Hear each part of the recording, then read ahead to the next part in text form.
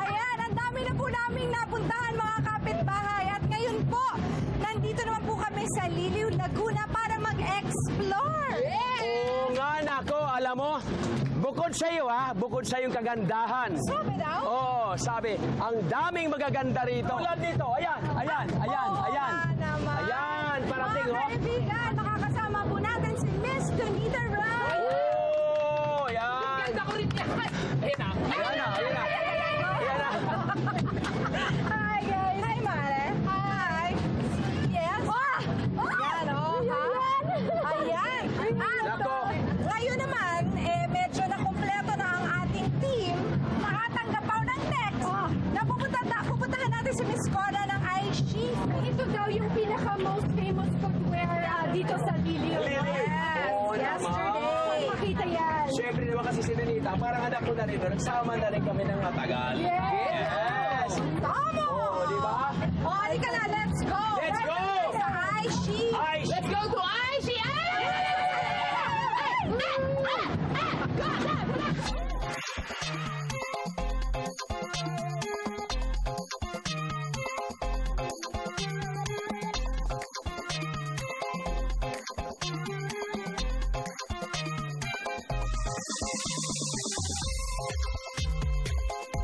Ang Liliw ay isang attraction ng mga turista kasi nakilala kami sa mga native sandals. Yung National Auto Awards, ito sinuportahan ako ng DTI. Contest ito ng bawat produkto ng bawat bayan. So, pinaglaban-laban kami, kagaya ko, sa passion ako. So, inilaban yung sapatos ko na made of water lily, nabigyan kami ng award doon. Ayan mga kapitbahay, nandito po kami ngayon sa Aisha's Footwear. Ito, ang sarap-sarap dito. At kasama natin, Miss Cora Colegado. Ayan. Eto, Miss Cora, gumagawa na po ako ng sapatos. Yes, may regalo nga ako para sa'yo. Talaga? Kailangan ikaw maglalapa. Ay, sige, naku, alam ko to. Miss Cora, meron din share si Miss Regine sa'yo. Alam nyo kasi, Miss Cora, yung tatay ko gumagawa ng sapatos nung araw. Nagtrabaho nga yun sa Marikina. Oo, nagtrabaho yun doon. Yung aking namayapang daddy you. Ayun. Si Tatay Jerry. Ayan. Kung paano gawin kasi walang nagturo sa kanya Hindi naman. Ang dami na po niya nagawang sapatos. Ayan, nandito. Eto po. Ako po gumawa nito lahat. Ayan, Miss Cora, paano ba kasi nagsimula itong business mo? Nag-start ito noong year 2006. Okay. Dati po akong nurse sa Provincial Hospital, tapos si Mr. ko ay isang seaman. Ayun. Tapos, Ang lapit. yes, In fairness, oo. sa tagal nang nagbabar ko ni Mr. ko, nag-isip naman kami ng magandang business. Oo. So ngayon si Kuya Larry, in-encourage niya ako, gusto mo magpagawaan ka ng sapatos.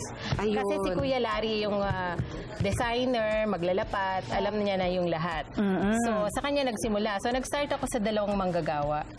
Pero ngayon, lumaki na ng lumaki. Oo. Hindi ba po? At ngayon, ini-export niyo ba po ba itong mga sapatos ninyo? Opo. Ini-export niyo? Kung saan-saan niyo na po ini-export? Sa Japan po yung malimit namin kasi Japan. mahilig sila sa mga native sandals.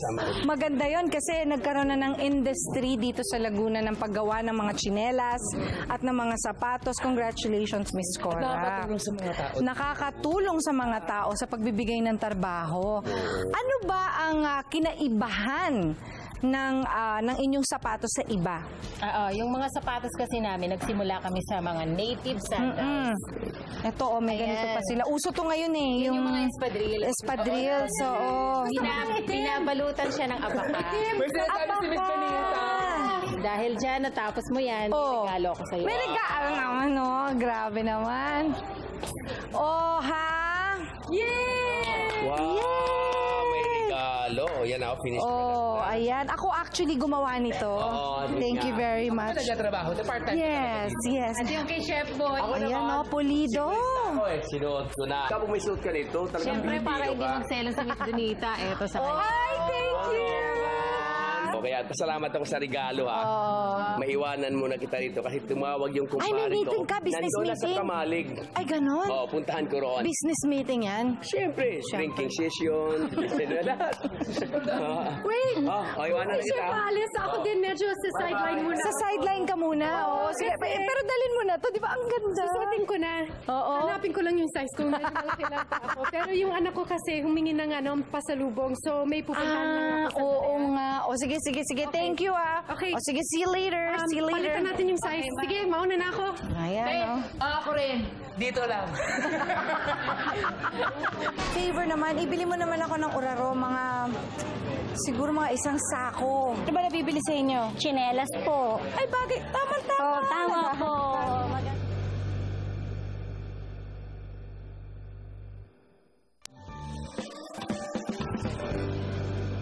Pagka ang anak mo ang nagbili ng pasalubong, talagang hindi ka na makakahindi, di ba? Hindi talaga. Kasi naman, ang sarap talaga ng mga pwedeng bilhin dito sa Liliw, di ba?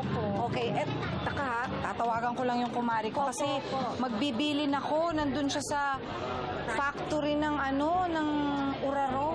Masarap yun dito, Ay, napakasarap po. Talaga? Opo, talaga. Oh, Maring Donita, uy, Ay, kakarating ko lang dito sa Prime Choice Delicacies. favor naman, ibili mo naman ako ng uraro, siguro mga isang sako. Oo, bibigay ko lang kay Nate, papatikim ko lang, ha? Okay, sige po. O sige, thank you, friend. Okay, bye. Yan. Ano ba nabibili sa inyo? Chinelas po. Ay, bagay. Tama. Hello po! Hi! Good morning po. Ano bang masarap dito? Ito po aming special na delicacies, uraro. Uraro? Ay, alam ko to. Cookies, di ba? Okay, sige. Isang ano pang mga masasarap dito? Ito po, makapunutan, kasuitan, Tart. Okay, sige. Makapuno. Tigisa. pulburon po, Pulburon. Okay. pastillas. O yun, sige, isa. Ano pa? Gusto niyo po turuan ko kayo magagawa ng ganito? Ng uraro? Oo. Oh, let's do this. Okay. Wow. Matututo pa akong gumawa. Ito ang aming mga gamit. Ay, kayo mismo ang gumagawa? Oo. Talaga? Ako pinanag-order ako, nagtitimpla. Meron lang ako ilang workers. Oh, okay. So, ano po ang ingredients ng uraro? Ito yung araro root crop. Be-blender natin yan. Strain natin. Pabayaan natin na mag-settle down yung precipitate at yung tubig aalisin natin. Pagka-alisin ng tubig, magiging ganito na lang siya. So, hahaluin hanggang sa maging parang ganyan. Okay, sige. Tapos ito ang molder natin. Ma'am, igaganito natin, gaganyan natin.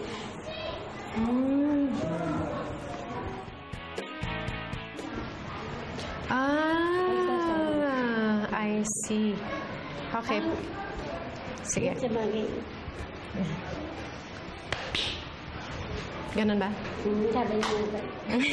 Depende mo sa... Yun yung mga maliliit. Kasi nakakain din ako ng ganyan before. So, iba't ibang size lang. Oo, iba-iba din ang presentation. Oh, thank you so much for showing me. Naku, siguradong magugustuhan ng anak ko nito, si JP, at saka si Nate din, yung anak ni Miss Regine. Wow. Thank you po. Salamat. Dagdagan na ho natin. Oo. Ito, Apat ang inyong natapasalubungan. wow, I like her. Thank you. Ang uraro cookies kasi, yan mga pambisita lang ng mga Spanish style, na ang, ewan ko, according sa mga matatanda, katulad ng nasa Pampanga na yung daw ay egg yolk, ginagamit daw yung egg white sa simbahan. So, ang ginawa naman ng mga taga rito, may mga tanim na araro, tinuro ng mga Espanyol dyan, cookies, gawin nyo. After World War II, ginawa ng commercial. Gusto ko sanang tawagan si Chef Boy, kaya alam mo kang busy siya. Subukan mo, ipakita mo sa akin kung paano ka umakyat. Gagawin ko para Kung sa'yo. kaya mo. Oo, kaya ko yan.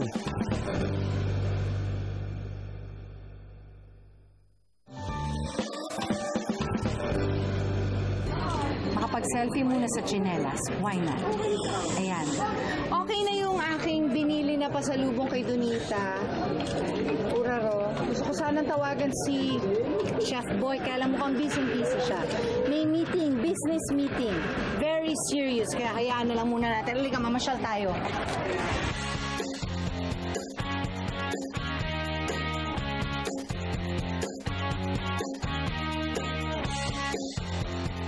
Sarap talaga uminom ng tuba dito. Tikman natin. Cheers! Mang Roberto, ang ganda naman ng inyong mga tanim dito. Ito ba ay alaga nyo? Mga ilang taon na ba ito? Ito ba yung mga tinatawag na niyog para sa tuba? Siguro mga 5 taon na itong sinimula namin pag-tutuba. Paano ba ginagawa yung tuba? Bakit tinatawag na tuba? Yan. Pagka maglalagay ka ng kawayan, and then puputulan mo yung bunga niya. Oo. Pag pinutulan nyo, tutulo yun. Pag tumulo, sasahurin at kukunin yun. Yun yung iipunin mo para lutuin ang gagawing lambanog. Yung tuba na yon, yung proseso na yon. Bukod sa tuba, ginagawang... Pwede rin gawin mong suka. Kung gusto mo, pagka-harvest mo doon sa taas, pagkakuha mo, ipunin mo sa isang banga or drum, mga 1 linggo, pwede mo lang gamitin sa pagluto. Pagluto, oo. Ako, naalala ko, alam mo, Mang Roberto, naalala ko nung ako'y nagbibinata. Noong nasa probinsya ako, itong tuba na ito, nilagay doon sa yung labadura ng bibingka, ginawang pampalsa. At bukod dyan, naalala ko yung lolo ko. Ito yung minamarinate niya doon sa mga barbecue. Kaya nga pag nag-ihaw kami yung bango-bango kasi nga manamis-namis ito eh. Mas masarap yan dahil organic yan, walang samang chemical. Naku, nakita mo naman. Kaya nga napakasimple bakit natin gagamitin yung red wine pangluto, di ba? Totoo. Ito pwede na. Totoo. Pwede pang marination, pwedeng pang alsa ng ano. Marami yung napapagamitan yan. Talaga? At naalala ko nga nung ako'y bata pa, yan taas, inaakyat ko yan eh. Okay, mamaya nga, subukan mo, ipakita mo sa akin kung paano ka umakyat. Medyo may muscle na ako ngayon eh. Pero, sige, subukan ko. Mang Roberto. Sige. Yung sinabi ko gagawin ko para sa'yo. Kung kaya mo. Kaya ko yan.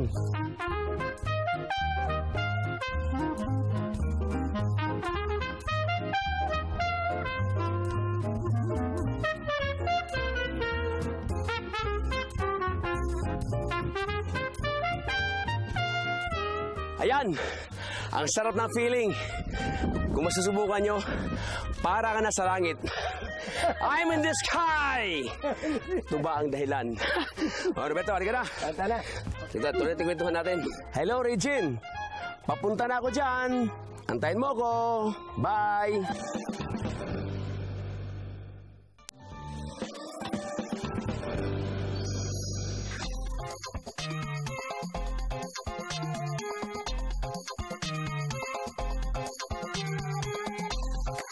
Ito dahil umakyat ako sa puno ng... Okay ka pa? Okay ka pa? Nakailan shot ka? Medyo tipsy na ito. Ito. Uy, ang dami naman! Lambanog. Lambanog special. Pasalubong ko Naku, sa'yo. ibibigay ko to sa asawa ko. Talo-talo na to. Talo na yan. Salamat naman. Boy. At yung Ikaw naman, Mare. Oo pwede nga. mong sabayan dyan. Ito ay uraro. Pulutan. Oo, pulutan to. Yung uraro. Ayan, Pero uraro. hindi ko lang binili. Ginawa ko para sa'yo. Ganon. Social naman. Ayan. Para kay Nate to. Ito ang pasalubong ko para Dami kay niya Nate. pasalubong sa'yo. Huwag mong ibigay Ayan. kay Nate to, Wag muna. Wag muna talaga. Isa pa, Ayan, ang dami, di ba? Ako naman, ginawa ko rin ang aking assignment. Nandito tayo sa Arabella Restaurant. Ito ay isa sa pinaka-popular na restaurant dito sa Lilo, Laguna. At syempre, dati 2 tables lang to, alam mo ba? Ngayon, Parang ganito. ngayon talagang hindi nababakante at sobrang popular. Dinadayo talaga. Wow. So, umorder na ako ng mga specialty nila. Specialty. Wow, surprise At eto na nga, si Mr. Bobby Camelio, owner ng Arabella. Bobby, wow. Ang specialty nila ay syempre pizza and pasta. Mr. Bobby, ayan, gaano na po ba katagal itong Arabella? 12 years na po. Ay, bagong-bago lang pala. Bagong-bago lang. Parang kahapon lang. Ang tagal na pala. Paano nyo naisip na gawing restaurant? Kasi parang bahay na luma ba ito? Bahay na luma. Bodega siya. Tapos paano nyo naisip na mag-restaurant ako? Ganon. Mahilig kasi po yung misis ko na Magluto. Mahilig akong kumain. So, itong mga recipe na to, Mother, ikaw talaga. Naisip namin para maiba naman dito sa Laguna. Oo, kasi parang iniisip mo Filipino food, no? Kasi Laguna. Oo.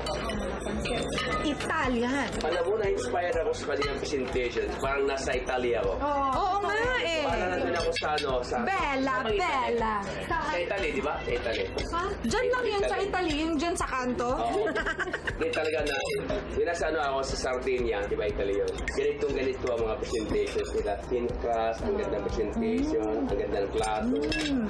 Tsaka yung ingredients maganda. Give me 10. Ang sarap.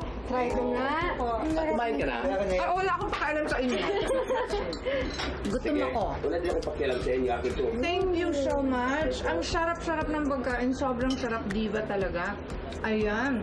Tapos, gusto niyo na bang umakyat na? Kasi Actually, kasi, di ba, meron na tayong appetizer, meron tayong main course, may dessert.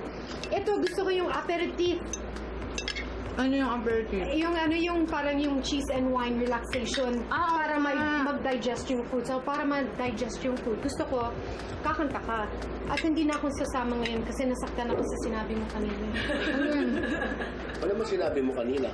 Yung last guesting ko, sabi niya, never niya i-forget. Never, never, ever again. Parang may laman yung sinasabi niya. English lang yun, hindi mo naintindihan. Kaya ganun ka ako, naintindihan ko. Kaya Sorry. Oo. Halika na, umakyat na tayo, pero dadaling ko to. Tignan niyo to, hoy. Ako yung dessert. Ito, dahil mo yan, Sir Bobby, ano ba, ikwento mo sa amin nga itong bahay mo. Gano'n na ba katanda itong ating house? Mga 100 years plus na po. Ay, batang-bata lang pala naman. Bagong-bago. Ito nga, itong ating clock na ito, gano'n nakatanda? Same din, mga 100 years. Mga 100 years na. Oh, pero galing sa Spain daw yan? Balita nga Yes, namin. ma'am. Pero, yes, sir. Pero dalawa na lang to sa Pilipinas. Meron pa ako isang nakita, yung aparador na yun, luma na rin. Yes. Gano'n na rin siya kaluma. Mga 100 plus na rin po. 100 plus? 100 plus. Well, thank you very, Thank you po. very much. Welcome po. Maraming Welcome. salamat po. Welcome. For having Sir Bob. us. Yeah. Thank you so much. Alam mo, ang sarap dito sa Liliw, Laguna kasi nararamdaman ko pa rin yung culture ng Pilipinas. Yes. Alam mo yon, it's so probinsya, pero nakikita mo yung growth Yes. nung bayan, ano? So, it's very exciting. And I'm so happy na kayo ang nakasama ko sa road trip na ito. Maraming salamat, Chef. Salamat din. Maraming salamat sa ating adventure. Oo. Adventure natin, yes. Nag-enjoy ako. Nag-enjoy ka, promise. Sobra. Nalasing ka ng very, very life. Very, very lang. Ang galing. Ang galing. Hindi ko malimutan. At syempre si Miss Donita, Yes. my voice coach. Of course. I'm Of glad course. that you always acknowledge that. Yeah. Just wanted to say that I'm glad na nakapag-reunion din kami. Yes, yes.